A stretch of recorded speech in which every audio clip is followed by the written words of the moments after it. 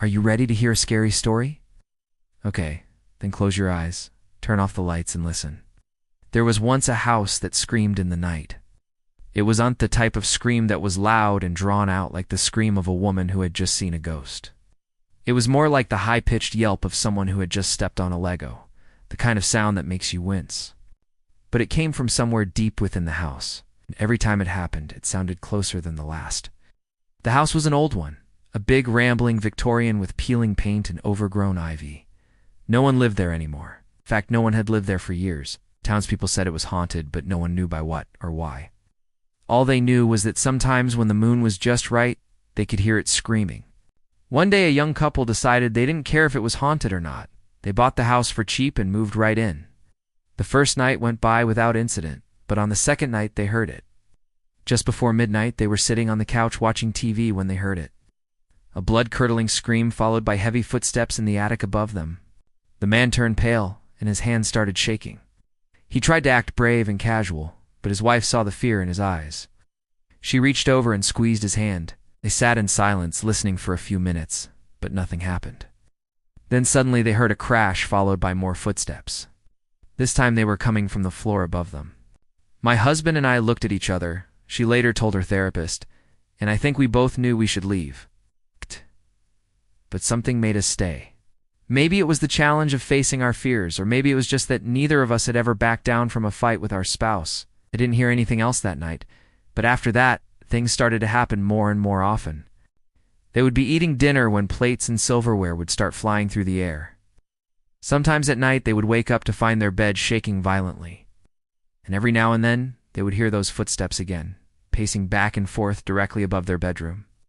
But even though these things were happening almost every night, during the day the house was perfectly still. It was as though whatever was haunting, it only came out after dark. Finally, after 3 months of sleepless nights, the couple called a priest. Father Gabriel was an old, frail man, but he seemed confident that he could help. As he stood in their bedroom that night blessing the corner with holy water, he told them, "Don't worry, my children. Nothing evil can survive in the presence of the Lord." That night, they heard the footsteps in the attic again, but this time they were accompanied by voices. They sounded like children playing, but their laughter was sharp and cruel. Then they heard footsteps in the hallway outside their room. Slowly, slowly, they got closer and closer.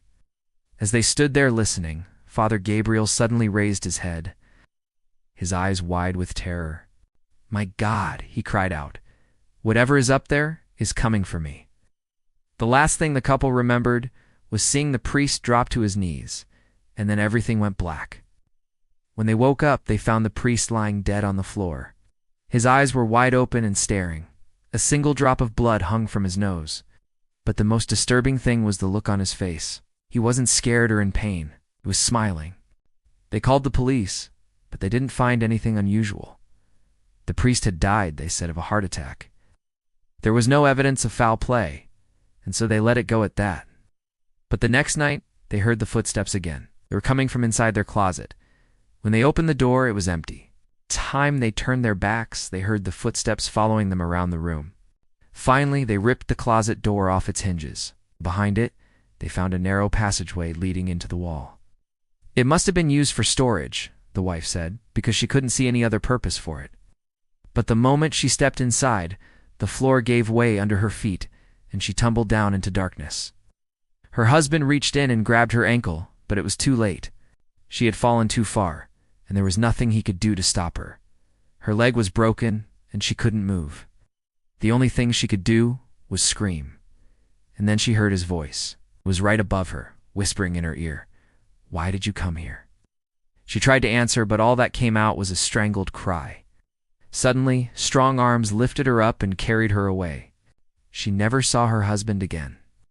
Sometimes when the moon is full, the townspeople say they can hear the woman screaming in the night. They say she's trapped inside the house, forever cursed to wander its halls and whisper its secrets to anyone who will listen. Some people even say that if you visit the house at midnight and knock on the front door, the woman will answer and tell you her story. But no one has ever been brave enough to test it. Many years later, an investigation into the mystery of the house was conducted. The local paranormal investigators uncovered some truly terrifying facts. First, they discovered the remains of Father Gabriel buried beneath the floorboards of the living room. But that wasn't what made them change color. When they pried open the closet where the woman had fallen, they found another secret passageway behind the bookshelf.